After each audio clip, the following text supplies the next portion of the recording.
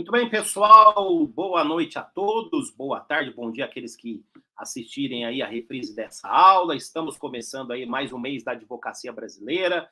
Hoje é dia 1º de agosto de 2022 e vamos para a nossa segunda aula, né? A nossa segunda live, nesse nosso curso gratuito de questões fundamentais de direito civil. Esse nosso curso pelo Grupo GEM e que serve também para relançar o nosso curso completo de direito civil que temos aí pelo Grupo GEM. E nós preparamos aí, por conta do mês da advocacia, nós preparamos uma surpresa muito especial, no caso, para todos aqueles que têm interesse no curso, já foi anunciado, vou pedir para colocar aí na tela novamente.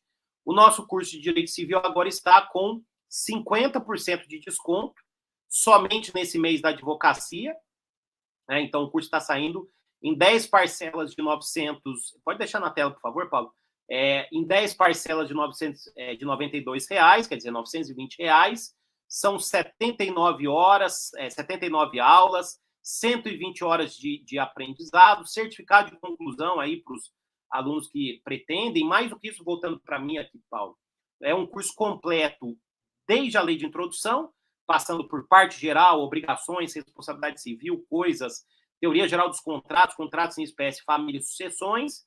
Com material complementar, nós preparamos aí os slides, e mais do que isso, os slides, nós preparamos aí também o material em PDF, um curso que serve para os alunos de graduação como reforço, para quem presta concurso, para quem está fazendo pós-graduação, né, para quem advoga no direito civil, nós damos um foco também bem prático e também para professores de direito civil que pretendem se atualizar. Bom, nessa nossa segunda aula, né, de relançamento do nosso curso, temos a presença, além de mim, do professor Maurício Bunazar. O professor Zé Fernando Simão está entrando daqui a pouco, né? Voltou de Portugal e vai falar aqui de um tema das aulas dele. Ele que é o professor ministrante do módulo de Teoria Geral das Obrigações e vai tratar aqui da redução da cláusula penal. Enquanto o professor Simão não entra, eu já vou aqui começar o nosso debate e trazer aí, cumprimentar primeiro o meu amigo, o professor Maurício Bunazar. Olha lá, Maurício, tudo bem, meu caro? Olá, professor Flávio Tartucci. Olá, os nossos alunos que estão nos assistindo agora. Agradeço muito penhoradamente a gentileza de vocês. Quero dizer a vocês que hoje estou fazendo essa live aqui diretamente da faculdade que eu leciono, do IBMEC. Agradeço aos meus alunos aqui do IBMEC, que são sempre tão carinhosos comigo e que estão assistindo essa nossa live durante a minha aula aqui. Quero agradecer também ao pessoal da GEM pela organização desse evento e dizer que é um prazer recebê-los todos para mais uma aula de temas específicos do direito civil. Hoje um tema muito palpitante, que é o tema da cláusula penal, que é um tema que não só aparece muito em concurso público, como também é um tema da ordem do dia da advocacia. Então é uma alegria estar aqui com todos vocês. Muito bem. Paulo, depois coloca só aqui no nosso chat privado o link lá do YouTube, porque o meu acabou caindo, porque eu vou ter que silenciar para conseguir acompanhar lá, né? Bom, então vamos lá, Bunazar. A primeira questão que eu lhe trago, né, sobre cláusula penal, sobre multa contratual, que é um tema muito importante para a prática, diz respeito, né, como a gente fez já no nosso primeiro encontro, e acho muito importante isso, os mais jovens pensam muitas vezes que não é importante, mas né? Eu mesmo agora tive um caso concreto que envolvia todo o Código de 16, e eu tive que utilizar a doutrina do Código de 16 em alguns desses livros que estão atrás de mim, porque todos os fatos ocorreram na vigência do Código de 16. Já me avisaram que o professor Simão está na sala. Então, vamos cumprimentar o professor Simão primeiro antes, porque aí eu já faço a pergunta para os dois. Querido Simão, como vai? Está aí conosco, meu caro? Estou aqui convosco, meu caro Flávio Murilo Tartucci Silva e Maurício Batistella Bunazar. Estamos cá, como dizem os portugueses. E vocês estão lá. Estamos todos cá. Muito bem. Senhor Simão, nos divertimos esse final de semana, hein? Boas risadas, hein, Simão? Eu diria que muitas. Boas e muitas. Foi muito agradável, Flávio. Foi muito agradável. Não, até sexta-feira, né? Nós estivemos em Recife homenageando o grande civilista Jones Figueiredo Alves e demos boas risadas. Fazia tempo que eu não vi o Simão e eu consigo fazer o Simão rir muito, hein, Bunazar? Não fica com o Simão dá boas risadas comigo, de passar mal, Muito bem, Simão, então aproveitando aqui, voltando para a seriedade, né? Eu falava com o Bunazar, já vou primeiro passar para você, né? Porque você está estreando aqui no nosso curso. Uma comparação importante, Simão, depois eu vou ouvir o Bunazar, entre o código anterior, o artigo 924 do Código 16 e o 413 do Código atual. O que você nos traz aí de relevante, de importante nessa confrontação? Vamos lá, Simão.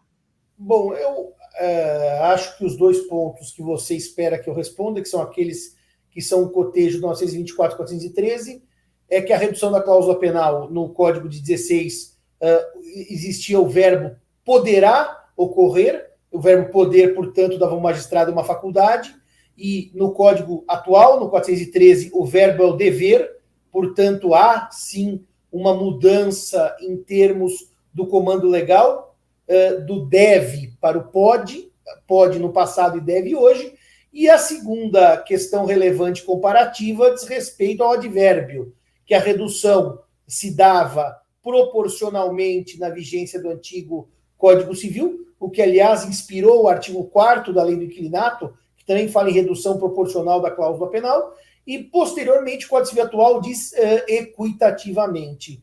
Então, do poder para o dever, da proporção para a equidade. Essas são as duas mudanças preponderantes. Eu talvez, mesmo porque conheço a minha divergência com o professor Tartucci a respeito do poder para o dever, e se isso alterou ou não alterou a natureza jurídica da norma, que passou a ser de ordem pública ou não, mas, de qualquer maneira, eu lembraria que uma certa parte da jurisprudência resistiu à ideia de redução por equidade e manteve a redução por proporção, ainda que utilizasse no decisum o termo equidade, o que pode gerar, evidentemente, aos nossos espectadores uma pergunta: qual é a diferença entre redução proporcional prevista no Código de 16 para redução por equidade prevista no Código atual? É para seguir nesse tema, Flávio, ou passo ao Bunazar para ele dar um palpite? Prossigo? A redução passa para o Bunazar, já. Vamos lá.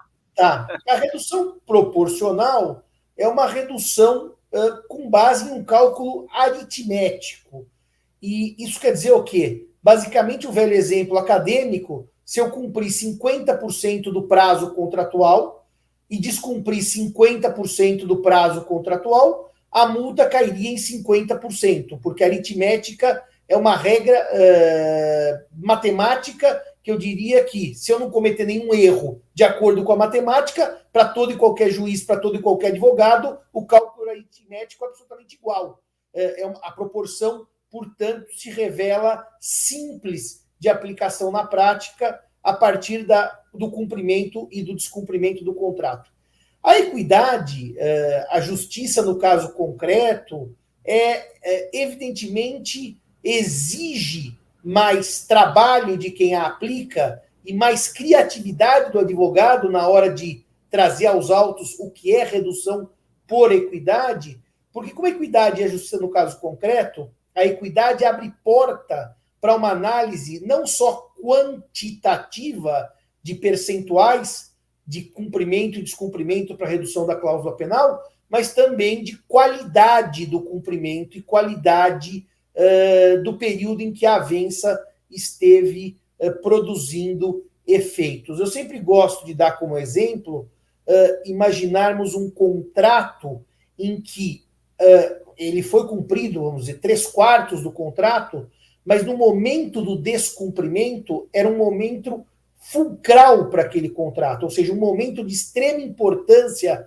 para uma das partes e a outra parte sabia. Eu dava como exemplo, Flávio, acho que fiquei até velho, mas o Flávio é do interior, ia muito aos bailes do Havaí, e lá em Passos, o baile do Havaí era famosíssimo, porque abria a primavera no mês de setembro. E eu dava como exemplo, Flávio, o restaurante que comprava abacaxis todo mês, e o descumprimento pelo vendedor de abacaxis é bem no dia do baile do Havaí. E um baile do Havaí sem abacaxi é um baile prejudicado. Em que pese eu ter cumprido, às vezes, 3/4 do contrato, o descumprimento naquele momento é bastante grave para o contrato. Então, não é só uma quantidade, é também a qualidade. Eu costumo dar como exemplo também, não sei se os amigos concordam, aquele devedor que cumpre o contrato, mas de maneira ruim. Imaginemos um devedor que costumeiramente atrasa ou cumpre mal, e o credor aceita, e o credor tolera, e de repente ele inadimple de maneira definitiva.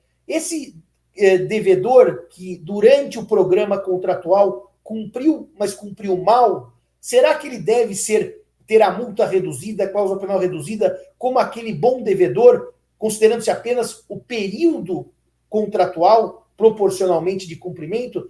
Então, eu digo que a equidade é uma forma mais justa. Mas, como tudo na vida, o justo não é necessariamente seguro, porque a equidade abre espaço para insegurança por parte das partes contratantes. Eu sempre digo que um contrato em que a multa vai ser reduzida por equidade, o bom advogado busca o acordo, porque não sabe qual vai ser o valor da multa ao final. Na proporção, parece que a coisa é meio óbvia, às vezes o acordo é mais difícil. Mas seriam essas as minhas notas sobre a diferença dos artigos 924 do revogado Código Civil, pode, e o atual 413 deve, e proporção no revogado Código, e equidade no atual 413. Seriam essas minhas palavras para essa comparação, Flávio. Muito bem, professor Simão. Olha, o baile do Avaí não era em Passos, era na aldeia de... Não é uma aldeia, é um vilarejo da hidrelétrica de Furnas, né? E eu vou dizer, viu, o pessoal bebia lá, Bunazar, queria invadir a hidrelétrica ainda, meu caro. Era uma confusão. Baile do Avaí, aí... vilarejo de Furnas, né? E aí morria lá na hidrelétrica, depois a família queria indenização ainda por cima. Os seguranças impediam, era uma confusão. E não era só abacaxi, não, é pêssego em calda, viu, Simão? Era abacaxi e pessoal pêssego em calda e melancia. O pessoal bebia muita melancia atômica, que colocava lá dentro vodka, né? Uma série de coisas. Muito bem. O senhor Simão, ele me provoca por essas incursões. Depois nós vamos pôr no Instagram a receita da melancia atômica de Furnas. Mas depois, isso é no momento posterior. Vamos agora seguir com a cláusula penal. Muito bem. O professor Bunazar, muito bem. Então, passa a palavra. Se quiser complementar alguma coisa que o nosso mestre Simão pontuou, mas já vai uma pergunta se o 413 é norma cogente ou de ordem pública, né? Que é o tema também instigante sobre o 413. Qual é a posição que prevalece e qual é a sua posição, né, a respeito dessas questões? Perfeitamente. Bom, então, Simão, que alegria estar aqui consigo e com Tartucci mais uma vez, nós nessas nossas aventuras acadêmicas, não é? Eu quero só fazer uma nota, complementando, sem nenhum reparo, obviamente, quem sou eu para fazer algum reparo ao meu professor, José Fernando Simão, apenas uma nota de que a autorização para que o juiz julgue por equidade não afasta de maneira nenhuma o julgamento por proporcionalidade. Pelo contrário, eu acho que amplia a possibilidade para o magistrado. Pode ser que ele, diante do caso concreto, ignore, como muito bem colocou o Simão, cálculos de proporcionalidade e apresente cálculos de justiça no caso concreto, né? É sempre bom os nossos alunos saberem que essa noção de equidade, sempre que aparece na legislação, tem a ver com a equidade aristotélica, lá na Ética Nicômaco. Julgar a partir das características do caso concreto. E lembrar sempre também, a quem vai prestar concurso público, a quem advoga, que o juiz só pode aplicar critérios equitativos de julgamento quando a lei expressamente o autoriza, não é? Isso vem no Código de Processo Civil de maneira claríssima. Então, quando nós autorizamos o magistrado a julgar por equidade, ele pode, para além de cálculos de proporcionalidade, analisar outros requisitos, como a fidelidade do devedor a fidelidade ou a infidelidade do devedor ao programa contratual. Então, por isso, talvez, professor Simão, que haja ainda muitos juízes que apliquem o critério de proporcionalidade. É muitíssimo mais fácil e cômodo, sejamos honestos, do que levantar outros elementos do caso concreto. Então, essa é uma nota que eu gostaria de fazer. Partindo para a ideia, ou melhor, para a natureza cogente ou dispositiva dessa norma, só lembrando aos alunos, norma cogente, norma de ordem pública são sinônimos, significa que as partes não têm o poder de afastar a sua incidência ao caso concreto. É isso que significa ser cogente ou de ordem pública. Depois até, né, Flávio, está aqui no nosso programa de aula, veremos o enunciado do CJF de eventual mitigação, mas deixamos isso para daqui a pouquinho. Eu não tenho, na minha opinião, evidentemente, eu não tenho dúvidas de que seja uma norma de ordem pública, não é? Se vocês me perguntassem, Buna, na sua opinião, essa norma deveria ser de ordem pública? Eu diria não, não é? Eu diria que não. Nos contratos, em contratos empresariais, com partes sofisticadas, com advogados sofisticados, eu acho que as partes deveriam ter o condão de afastar a incidência dessa norma. Mas isso fica de lege ferenda, ou seja, de uma alteração futura. De lege lata, o que significa essa expressão de lege lata? À luz do direito positivo atual, eu entendo que a norma é sim de ordem pública e, portanto, não pode ser afastada pelas partes. Pois quero ouvir o que meus colegas aí têm a dizer. Diga lá, Zé.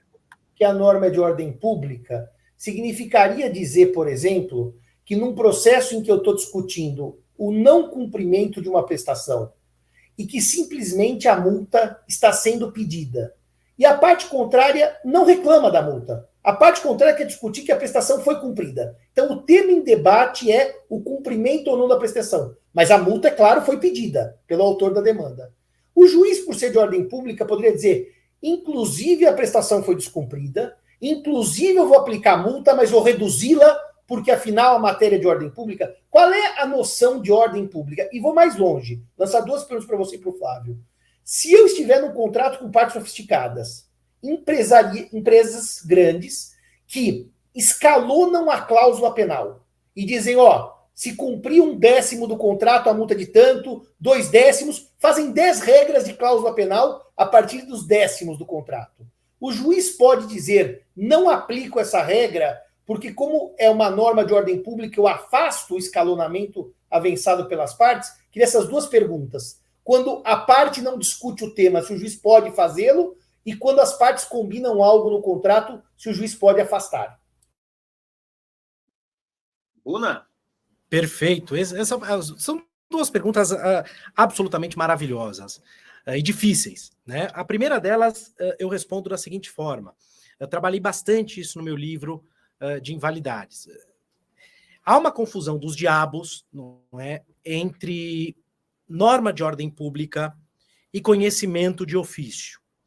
O que significa conhecer de ofício? Aprendam isso de uma vez por todas, tá bem? Conhecer de ofício significa trazer à discussão matéria que não foi aventada pelas partes. O artigo 10 do Código de Processo Civil proíbe a decisão surpresa. O que é isso? O juiz não pode decidir com base em fundamento sem que tenha dado às partes chance de se manifestar. Perfeito? E aí alguns iluminados disseram, o novo Código de Processo Civil proibiu que o juiz decida de ofício. Um equívoco absolutamente radical. O que o juiz poderia fazer? Eu vou dar um exemplo bastante trivial. O juiz poderia, diante de uma norma de ordem pública, dizer, vamos imaginar que esteja discutindo ali se houve ou não decadência. O réu não alegou decadência. O juiz dá um despacho dizendo, digam às partes sobre eventual decadência à luz do artigo tal. Isso é trazer de ofício para o processo algo que não tenha sido discutido. O juiz não poderia, eu alego A minha contraparte alega B, e o juiz decide com base em C.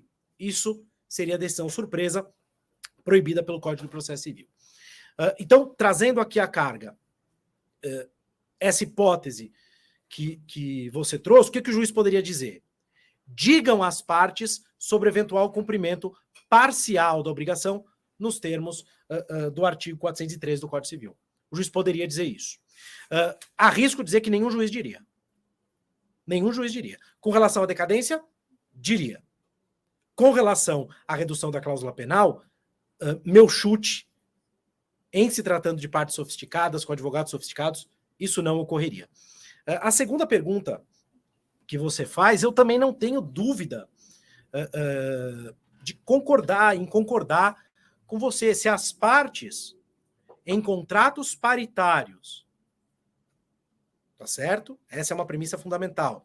Em contratos paritários, estabeleceram critérios para aplicação da redução da cláusula penal, o juiz não pode seguir esses critérios. Ele deve seguir esses critérios, até mesmo como determina o artigo 113, parágrafo 2º do Código Civil, incluído aí pela Lei da Liberdade Econômica. O juiz é obrigado, na minha opinião, a seguir esses critérios, repito, em que partes sofisticadas em contratos paritários estabeleceram. Repito, não basta serem partes sofisticadas, há que se tratar de um contrato paritário. Então, essa é a minha opinião aqui, sempre sob censura de Vossas Excelências. Nós vamos ouvir o Tartucci, mas a questão é o seguinte, Bonazar. A norma diz deve reduzir por equidade. E nós fizemos uma redução, vamos pensar academicamente que não tem equidade por base. A lógica do nosso contrato é uma lógica econômica, é uma lógica de investimentos, porque somos partes sofisticadas, contrato sempre paritário. Porque por adesão, meus amigos, por óbvio que o juiz vai ter uma intervenção maior. Os contratos com uma parte hipersuficiente, um consumidor, por óbvio que o debate não se coloca. Então nós estamos trazendo um debate no nível mais técnico. Mas eu te pergunto, Bonazar, como é que é uma norma de ordem pública que por definição é exatamente aquela que não permite que as partes dela disponham, e eu vou ter uma norma de ordem pública que o juiz cumpre o contrato por causa do 113? Eu não consigo entender isso, e eu queria que você explicasse melhor como é, porque o 113 foi alterado agora em 19. É uma norma bastante recente, se comparada ao Código de 2002, que entrou em vigor em 2003. Então, eu até faria uma pergunta mais provocativa. Se o 113 reformado não tivesse sido, se o 421 reformado não tivesse sido e ganho o 421A, a sua resposta se alteraria ou você continuaria na mesma toada só lendo o 413? Não talvez, Bonazar, numa leitura sistêmica, perfeito. Só do próprio dispositivo. Perfeito. Cortou para mim aqui a sua última frase. Repete, por favor. Uma leitura só do dispositivo, não sistêmica. Não uma leitura do 423 à luz do 413, só o dispositivo em si. Perfeitamente. Eu tenho uma opinião que eu já expressei em artigo, tive a ocasião de expressar até mesmo numa opinião legal que tive a ocasião de dar. Não é? Eu entendo que o artigo 113, parágrafo 2º, não foi uma norma constitutiva desse poder das partes. Eu explico. As partes sempre puderam o que o artigo 113, parágrafo 2º, diz que elas podem. O parágrafo 2º do artigo 113 só veio dizer, juízes, respeitem, árbitros, respeitem essa regra, é só isso, não é? Mas, seguindo aqui a premissa de raciocínio que você estabeleceu, vamos imaginar que o artigo 113, parágrafo 2º, tenha de fato criado esse poder que antes não havia, não é? As partes poderiam ou não, mesmo se tratando de norma de ordem pública. Mesmo assim, eu entendo que sim. Por quê? Eu acho que há uma distinção importante entre quid e quanto. Ou seja, a norma ser de ordem pública é uma questão de ser, é um quid. Como ela vai ser aplicada, a forma com que ela vai ser aplicada pode ser livremente negociada pelas partes, independentemente do parágrafo 2º, desde que não haja um esvaziamento radical do seu conteúdo substancial. É esse o ponto. Então, agora eu vou cometer um sacrilégio e vocês vão de me perdoar, não é? Vocês vão de me perdoar e não vão me xingar. Os constitucionalistas, eles têm lá, não é? Eu discutia isso com o Zeno uma vez, Eles têm lá umas ideias muito bonitas. O professor Virgílio Afonso da Silva, merece todo o nosso respeito, escreveu um livro, Direitos Fundamentais e tal. Nós podemos dispor de direitos fundamentais, sim ou não? E a resposta óbvia é que sim, não é? Nós podemos diminuir os nossos direitos fundamentais desde que nós não os esvaziemos. Perfeito? Isso é bastante evidente. E é algo que nós, civilistas, já conhecíamos há tempos. Uma coisa é dizer não se aplica a norma, outra coisa é dizer essa norma se aplica ou deve ser aplicada assim e assado. Repito, desde que isso não esvazie a sua carga obrigatória. Não sei se respondi a sua pergunta satisfatoriamente, professor Simão. Professor Tartucci, o que pensa desse palavrólio todo, professor Tartucci? Porque eu sei que o professor Tartucci entende que a norma é de ordem pública, certo? A norma de ordem pública não pode ser afastada por convenção entre as partes, mas com a emergência da Lei da Liberdade Econômica, em se tratando de contrato paritário, por força do artigo 421-A do Código Civil, inciso 1, especialmente, as partes podem criar alguns critérios para a redução da cláusula penal, desde que não afastada a incidência do artigo 413. Exatamente o enunciado 649 da 9ª Jornada de Direito Civil. Né? E o próprio STJ, na terceira turma, esse 413 é reconhecido pelo STJ em julgados da terceira e da quarta turma, julgados de apresentadores, né? Tem um caso lá da Rede TV contra o Latino, né? O Latino ia ter um programa na Rede TV, né? Imagina só.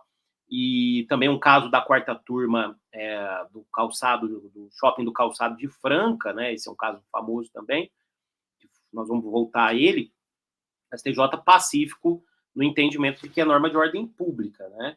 E o julgado da terceira turma da ministra Nancy estabelece critérios até para a redução da cláusula penal. Um critério é a sofisticação contratual. Ela diz isso no acordo, né? Um outro critério é a posição econômica das partes, né? Talvez isso possa ser levado em conta pela máxima de equidade para reduzir mais ou menos, né? O percentual de cumprimento, o grau de culpa, a reiteração de conduta. E as partes podem escalonar essa redução por tempo ou por critérios de cumprimento, né? Mas sempre que se afaste o 413 para dizer, não cabe redução, né? Renuncio totalmente ao 413. Critérios podem ser criados, mas não cabe renúncia. Nesse sentido, Simão, eu lembro da sua palestra em Lisboa, um pouco antes do nosso evento lá da pandemia, você dizia isso, né, com a Lei da Liberdade Econômica, em 2020, que a posição econômica das partes é um critério que se encaixa lá no final do 413, que fala em finalidade do contrato. E ali eu até dizia para você lá na época, talvez a gente consiga encontrar um meio do caminho, e acho que esse enunciado acaba sendo o meio do caminho. Só lembrando, hein? Tá passando aí, eu esqueci mais uma vez de avisar vocês, o nosso curso completo de Direito Civil está com 50% de desconto para os 100 primeiros alunos, só agora no mês da advocacia, tá? Então, aproveitem o nosso curso, nós criamos aí para esse relançamento essa promoção super especial, e quero até provocar o nosso público, que aí eu vou ler aqui o nome, para dizer aí de onde vocês estão falando, né? Eu vou ver aqui no YouTube para mandar um abraço para vocês. Simão, não sei se você quer acrescentar alguma coisa, mas é um tema muito complicado e difícil. Aliás, poucos professores e poucas obras chegam a esse grau de profundidade que nós chegamos aqui, né? Mas, diga, meu caro. Eu queria também fazer uma nota sobre a questão... Simão, só uma coisinha. Depois eu vou querer provocar vocês dois para saber essa questão. Desculpa, só fazer essa interrupção rapidinho. Queria saber, na opinião de vocês dois, que eu acho que essa é uma questão muito interessante e eu não vi ninguém discutir, se o parágrafo 2º do 113 veio só declarar o que já existia, na opinião de vocês, ou se de fato aquele poder das partes foi dado pela legislação. A hora que vocês quiserem, eu gostaria de ouvir a opinião de vocês disso. Eu falo já, para não perder o ritmo, depois eu ia fazer uma nota sobre o que o Flávio disse, a natureza e finalidade do negócio, como elemento redutor da cláusula penal por equidade, mas eu respondo já, Bunazar. Eu, quanto mais leio os artigos da Lei da Liberdade Econômica, que alteraram o Código Civil, mais me parece que todos os artigos são quase uma declaração de obviedades de coisas que eram óbvias mas que havia alguma resistência judicial. Eu não entendo que a lei, tá, Bunazar, é inútil. Eu entendo que ela foi muito didática ao explicar coisas que me parecem um pouco óbvias. Agora, eu concordo com uma coisa do que disse o professor Tartucci aí.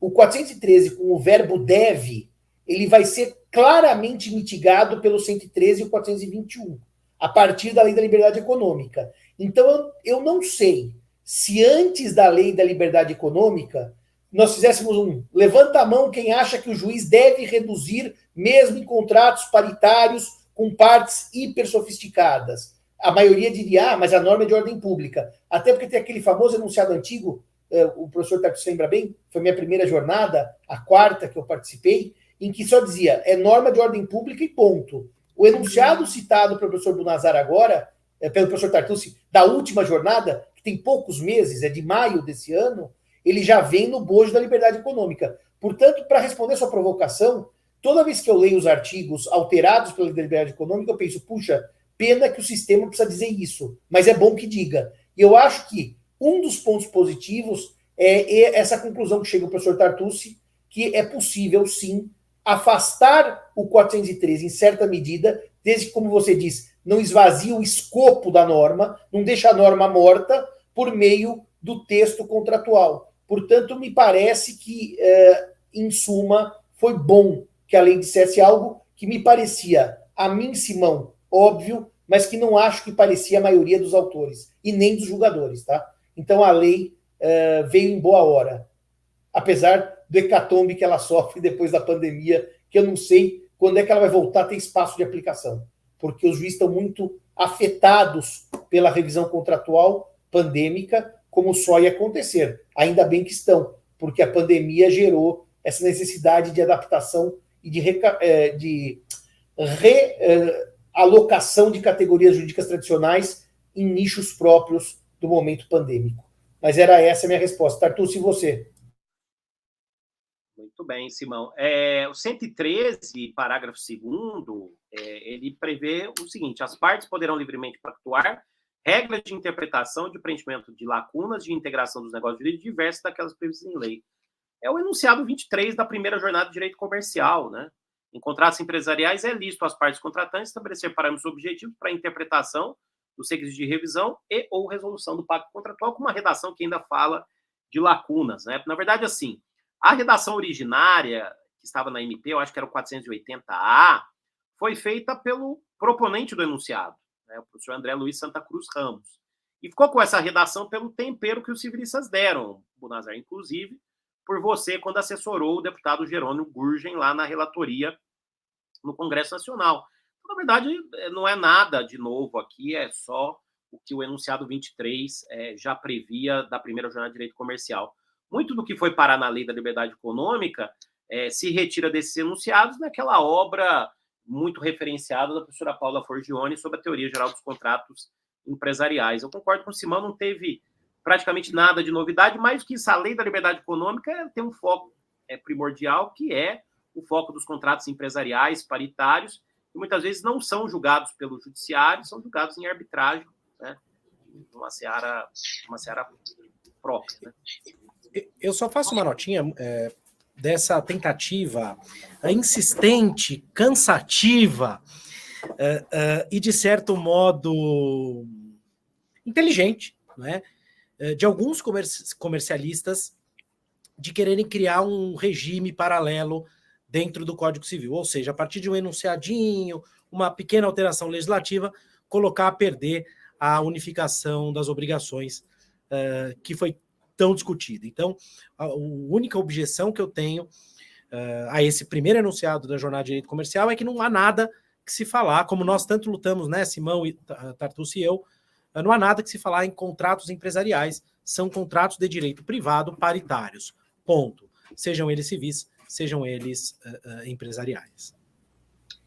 Muito bem. Se eu pudesse mudar de assunto dentro do 413 ainda, Flávio, eu queria só fazer uma nota, porque o parâmetro que o juiz, ou vamos dizer, a regra que tem uma inspiração nessa redução equitativa com base, e a lei é expressa, tendo em vista a natureza e a finalidade do negócio.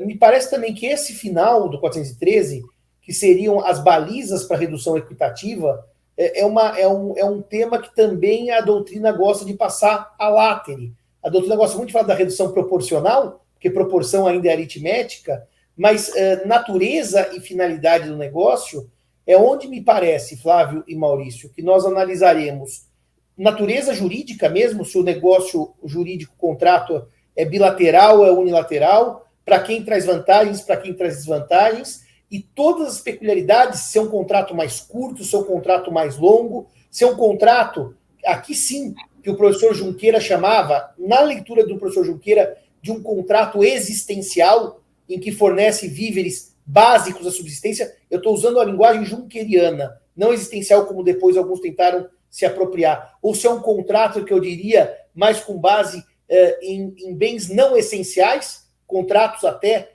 de lazer, por exemplo, e todas essas características próprias do tipo contratual são levadas em consideração para a redução da cláusula penal, principalmente vantagens e desvantagens recíprocas ou não, extensão dessas vantagens e desvantagens, e também, evidentemente, que a finalidade do negócio tem que ser considerada, porque o descumprimento, de acordo com a finalidade, pode ser mais ou menos gravoso a parte que almejava o fim contratual. Finalidade como fim, não fim como extinção, como término do contrato. Portanto, aqui me parece que esta parte final permite ao bom advogado, e isso é algo que a gente fala desde o Código Civil comentado, que eu comento 413 lá, sob a batuta do professor Tartucci, como também na aula de obrigações, eu comento essas vicissitudes interpretativas do 413 que permitem ao bom advogado construir o bom direito na hora de redução da cláusula penal. E eu não sei vocês, mas eu agora estou produzindo um parecer, comecei hoje, eu acho que é o 4º ou 5º parecer que eu trabalho com 413, na minha profissão de professor. Porque o 413 é um artigo que realmente permite grande construção teórica e de grande qualidade. Então, eu queria fazer essa nota final sobre a redução do 413, tendo em vista a natureza e a finalidade do negócio. Mas, Flávio, se vocês não quiserem falar mais do 413, eu tinha uma ou outra nota ainda sobre cláusula penal para perguntar para vocês, viu? Muito bem. Quero primeiro, Simão, mandar um abraço aí ao pessoal que nos assiste, né? A Magali, a Raiz, o Henrique Seabra, o Fernando Meyer, a Amanda, o Pedro Paulo Souza, a Heloísa Chaves, Maria Cristina, a Maria Lúcia, a Adriana Nascimento, Felipe Tosi e a Amélia Oliveira, que é lá de Belém do Pará, tá elogiando a aula, e excelentes análises e saudosa memória do mestre Zeno Augusto de Bastos Veloso, lá a terra do mestre Zeno, né? Então, obrigado aí pela audiência de vocês. Mas, Simão, antes dessa questão, eu queria saber aí da discussão, ouvir os dois, né? Se o artigo 413 hoje complementa ou não o artigo 4º da lei de locação. Tem um julgado da 4ª turma que no momento de uma mudança, que o artigo 4º já foi alterado 3 vezes, ou 4, acho que foi alterado 3 vezes, ele faz menção à redução do 924 do Código 16, e naquele momento, né, antes da mudança, inclusive pela lei que tratou do Biltsut, o ministro Salomão julgou que o 413, citando aí o enunciado 357 da 4ª jornada, complementaria o artigo 4º da lei de locação. Hoje complementa ou não? Né? O que vocês acham?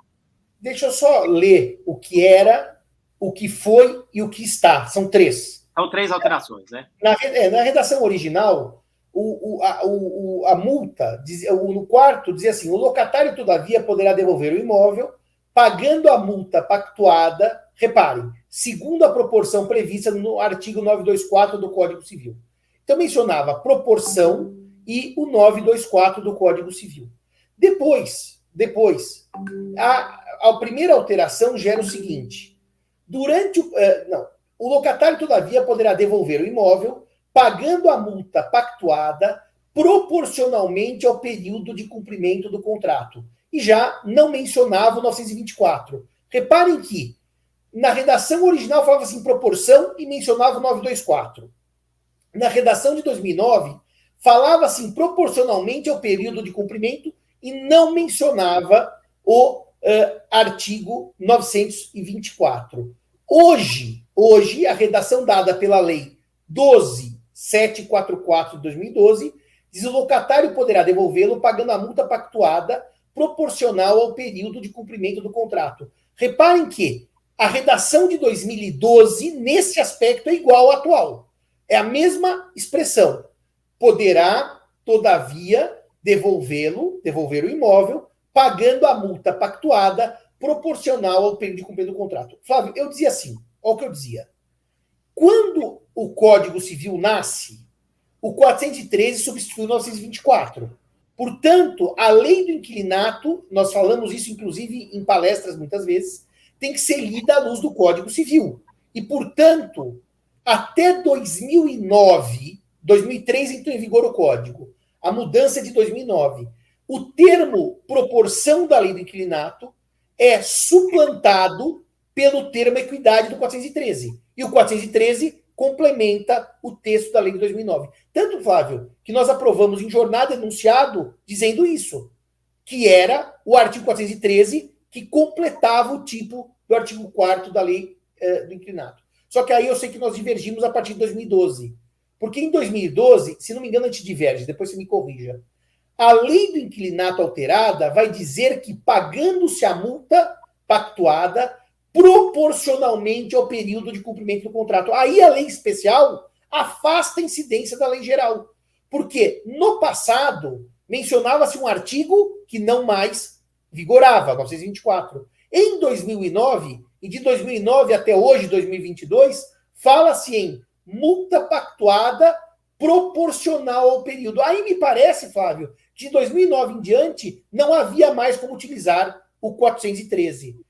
Entre 2003, vigência do novo código, a 2009, alteração da lei especial, eu seguia a ideia do enunciado. Agora eu entendo que desde 2009 a norma especial fala em proporção e afastaria a equidade. Essa é a minha leitura desde 2009, fazendo nota que entre 2003 e 2009 eu aplicava o 413 e não o 924. Eu não sei o Bunazar o que pensa. Buna? Simão, concordo integralmente com você aqui. Por dois critérios de solução de antinomia, não é? Trata-se de uma norma especial e posterior. Quer dizer, o que me parece é que o legislador quis reafirmar o critério de proporcionalidade, afastando o de equidade. Então, a partir de 2009, eu acho que foi 2009 a alteração, estou me fiando aqui no que você disse. 2009. Estou me fiando no que você disse. Eu diria a partir da alteração, para não correr o risco. Não dá mais para aplicar subsidiariamente ou de maneira contrária ao intento do legislador. Minha opinião, claro. E você, Flavião? Eu entendo que continua complementando ainda, até porque na alteração de 2012 tentou-se colocar afastando-se o 403 no processo legislativo. Eu não me lembro bem se foi de 2009 ou 2012, e não se conseguiu por proposta de emenda. Eu acho que é norma de ordem pública, a proporcionalidade é um critério, mas nós estamos falando de cláusula penal e o 413 como norma de ordem pública ainda complementa. Agora, vamos aguardar, tema difícil, né? Os argumentos de vocês são muito bons também. Eu geralmente adoto esse critério de análise intertemporal de acordo com a vigência da lei, como no tema da colação, por exemplo, eu adoto esse critério, mas é um tema difícil. Os argumentos de vocês são fortes, mas eu continuo entendendo que o 413 complementa o dispositivo. Bom, quero aí mais uma vez... Diga. Você que é o homem da jurisprudência STJ, eu lembro dessa decisão do ministro Salomão nesse período, vamos chamar intermediário, mas eu não lembro depois se há recentes decisões sobre esta questão que nós estamos colocando aqui. Você conhece alguma, Flávio? Não, ainda não. Eu acho que eles estão julgando ainda os casos entre 2003 e 2009. Mas a gente pode debater lá, levar para debate em mesa, Simão, inclusive na próxima jornada essa semana, né, para ouvir o que eles pensam. Isso é muito detalhado, também é outro tema que geralmente não se vê em obra e também não se vê em debate, porque essa análise é uma análise fracionada difícil, né? Vou cumprimentar aí também o Jair, o Marcos Gabriel que entraram aí, depois no final a gente vai deixar a oportunidade de uma pergunta, né? Mas, Simão, diga lá, o que você queria debater sobre cláusula penal ainda aí, já indo para a reta final? Porque é o seguinte, há o velho debate sobre o nome cláusula penal. penal, pena. Penal, pena. Logo, se penal é pena, é uma punição. Ou seja, a natureza da cláusula penal seria uma natureza punitiva. E eu já discuti isso, eu não sei, 7.865 vezes, eu estou até cansado. E eu aqui já discuti com os mais diversos civilistas. Eu digo sempre que a interpretação do sistema é pelo texto de lei. Vamos dar um exemplo muito simples, tá? Quando se discute a natureza de renúncia de herança no sistema italiano, se é negócio jurídico ou ato jurídico sindistrito. Bom, no sistema italiano, eu tenho a impressão, pelo que eu li do direito italiano, que é negócio jurídico. No Brasil, ela é ato distrito, por quê? Porque há claramente regras que restringem condição, termo, encargo, renúncia parcial, renúncia... Então, para mim, a leitura da natureza jurídica do Instituto passa pelos textos de lei. Então, eu lendo os artigos de cláusula penal, Flávio e Maurício, vejo, por exemplo, o 410, quando se estipular a cláusula penal para o caso de total inadimplemento da obrigação, essa se converterá em alternativa em benefício do credor, uma forma de composição patrimonial e não de pena civil. Quando eu vejo o 411, a cláusula penal moratória, que o credor pode exigir, além da pena, a obrigação principal, a pena não é uma punição. Aqui é uma indenização pré-fixada. Quando eu vejo o 412, que o valor da cláusula penal não pode ultrapassar o valor da obrigação principal, isso não é uma pena, é uma compensação com limites pré-fixados.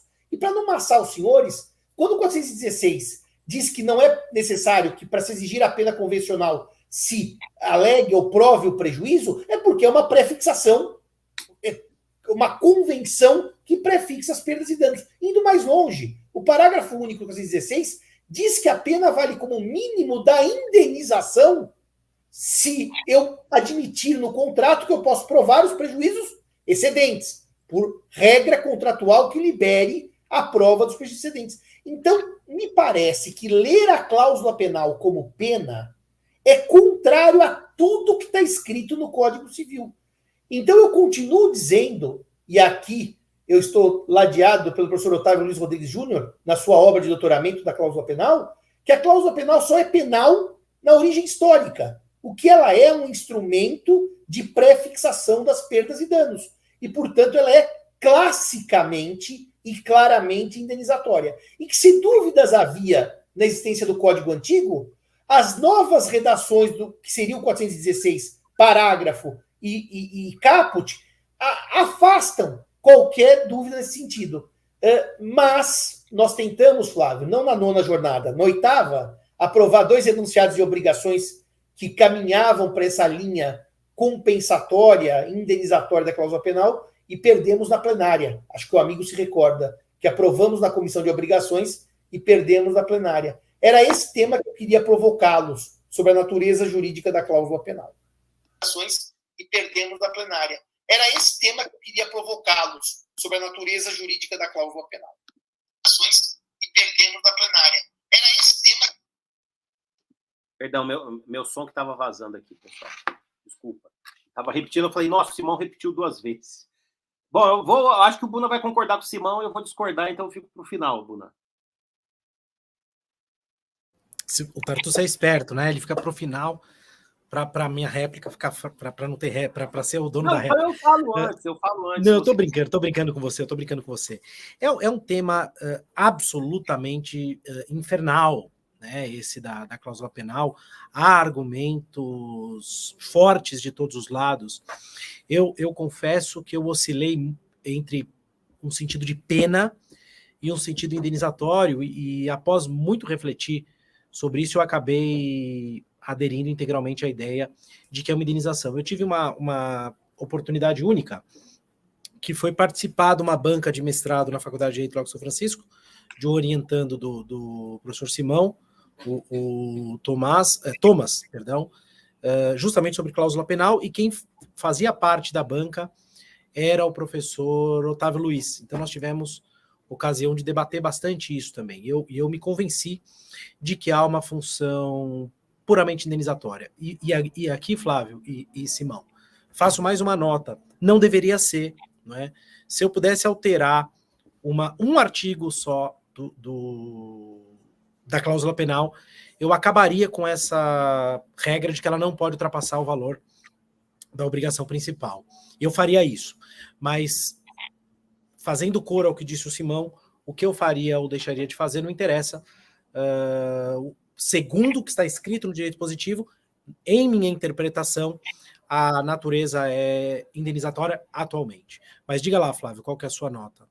O 412 ele é complicado, né? Porque ele dá a entender realmente tem natureza, parece, né, indenizatória, mas ele usa a palavra cominação, né? Que é uma expressão geralmente utilizada para pena, né? E o 408 também corre de pleno direito devedor da cláusula penal, desde que culposamente, desde cumprir a obrigação. Tradicionalmente, a pena vem de descumprimento culposo, né? Então, esses são os artigos que essa expressão, o 412, até o Simão não citou, né? Mas o professor Otávio cita o 412 como argumento para dizer que é pré-fixação das perdas e danos, mas o problema é que o artigo fala em cominação, né? E o 408 também, né? E lembrando que o 394 não menciona, o 394 que vai tratar de perdas e danos de indenização, não menciona a cláusula penal também. 394, 402, quer dizer, ela tem que ser convencionada ou prevista em lei. É um tema difícil. Agora, Simão, veja só, naquele caso que nós atuamos, né, como amigos da corte, sobre inversão da cláusula penal, a posição majoritária foi de que não teria natureza punitiva. Eu ia dizer isso. O STJ, na leitura daquele caso de inversão, vamos só contextualizar, inversão de multa em contrato de empreitada e construção civil, o STJ leu tudo que nós falamos, e ó que nós falamos bastante. Eu, professor Tartucci, professor Otávio e mais muita gente. Capanema, e lá, Capanema, soltou uma frase lá que orientou o julgamento. E claramente, Flávio, aquela orientação naqueles temas 910, 911, se não me engano, são de cláusula penal puramente indenizatória. Lá, isso é que assim, não dá para pegar um julgamento e balizar todo o STJ, seria muita pretensão. Mas da leitura daqueles julgados, a tese que prevalece é de puramente indenização. Ninguém falou em cláusula penal como pena civil lá. Isso você tem toda a razão. Então, pelo menos... Fala, viu? O voto do ministro Salomão fala expressamente que não tem natureza punitiva. Fala. Assim, fala o contrário. Né? Eu achei que não tem. Isso quer dizer o quê? Há essa orientação num caso que é rumoroso pelo volume de decisões, né, Flávio? Com relação a esses contratos, e que há uma orientação, pelo menos firme, de que não há natureza indenizatória. Então, punitiva. Não há natureza punitiva, que a natureza é puramente indenizatória. Com o que eu concordo, e o professor Bunazar também concorda. Da minha parte, era isso, viu, meus amigos? Era isso. Tá certo, Simão. Muito obrigado. Agora, só um detalhe, depois vieram outros julgados que falam em natureza punitiva na terceira e na quarta turma. Você vê como é difícil julgar, né? Bom, estamos indo aí, então, para o fim da nossa segunda aula, aqui do nosso curso gratuito de questões fundamentais de direito civil pelo Grupo GEM. Quero agradecer aí a atenção de todos, todos que participaram desse nosso curso. Hoje não veio pergunta, né? Mas quero lembrar que nosso curso está com desconto para os 100 primeiros alunos, 50%. Não teremos outra promoção como essa. Link na descrição está passando aí, né? Durante aí o mês da advocacia, os 100 primeiros alunos, nosso curso completo de Direito Civil. E lembrando que temos aí outra aula prevista para a próxima segunda sobre boa-fé objetiva, né? E aqui também no nosso... A gente está pensando ainda se vai fazer talvez no Instagram, mas a gente comunica lá nas redes sociais, tá bom? Então, quero agradecer a atenção de todos, passar a palavra final. Agora você encerra, viu, Buna? Então, primeiro o Simão, depois o Bunazar, e ele encerra aí a nossa aula de hoje. Muito obrigado mais uma vez pela atenção, agradecendo aí pela estrutura do Grupo GEM. Até a próxima aula, pessoal. Simão. Eu vou terminar a minha participação com o José de Oliveira Ascensão. Quando eu e o Tartucci, em 2005, palestramos em Lisboa, ao lado de José de Oliveira Ascensão, falecido esse ano, uma grande perda para o direito civil, e Dário de Moura Vicente, eu lembro que o professor Ascensão começou dizendo assim, o direito civil vem de civitas, cidade, é o direito do cidadão. E que coisa linda é o direito civil. Em meia hora, nós conseguimos divergir de 10 temas sobre um artigo do Código. Imaginemos se nós fôssemos avançar para 5 artigos. Precisaremos de 4 dias só para apresentar as divergências.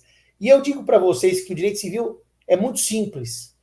Muito simples porque tem uma lógica histórica, mas ao mesmo tempo muito complexo, porque a leitura do direito civil muda diretamente a vida do cidadão. Então cada um acaba tendo a sua. Obrigado pela oportunidade de nos ouvir. Estamos juntos no curso, eu, Tartucci e Buna, gravando todo o direito civil e com essa belíssima promoção do Grupo GEM do desconto de 50%. Até semana, se Deus quiser, e com a palavra para a conclusão final, o nosso jovem, muito jovem, professor Maurício Bunazar, que a idade é bem inferior ao estado físico em que se encontra, que ele está bastante acabado, tá certo? Então, com a palavra, professor Bunazar. Eu agradeço, professor Simão, professor Tartucci. Em 2005, eu estava ainda no primário e vossas excelências já estavam aí brilhando pelo mundo afora. Dito isso, eu quero citar uma frase do professor Moreira Alves, que o professor Erasmo colocou no prefácio do meu livro. Direito é o civil, o resto são adjacências. Então, claro que brincadeiras à parte, é sempre uma alegria estar aqui com os meus queridíssimos amigos, professores, meus mestres, Simão e Tartucci, e dizer para vocês que esse curso da GEM é um curso absolutamente maravilhoso, é o direito civil inteiro gravado por nós três. Foi uma temeridade, né? Agora nós terminamos o curso, nós podemos dizer isso, é uma temeridade assumir esse compromisso e nós conseguimos nos desincumbir dele. Temos aí um curso fantástico e a promoção vai só até o final do mês para os 100 primeiros, sob pena de eu entrar com ação judicial contra o Flávio e contra o Simão, porque meu sangue libanês não quer mais dar desconto. Então chega disso, terminamos aqui com os 100 primeiros. Obrigado à audiência, agradeço ao Simão mais uma vez, agradeço ao Flávio, agradeço a GEM, agradeço a todos os nossos alunos, especialmente aos meus alunos aqui do IBMEC que estão presencialmente me assistindo nessa live aqui. Um beijo especial para todos vocês.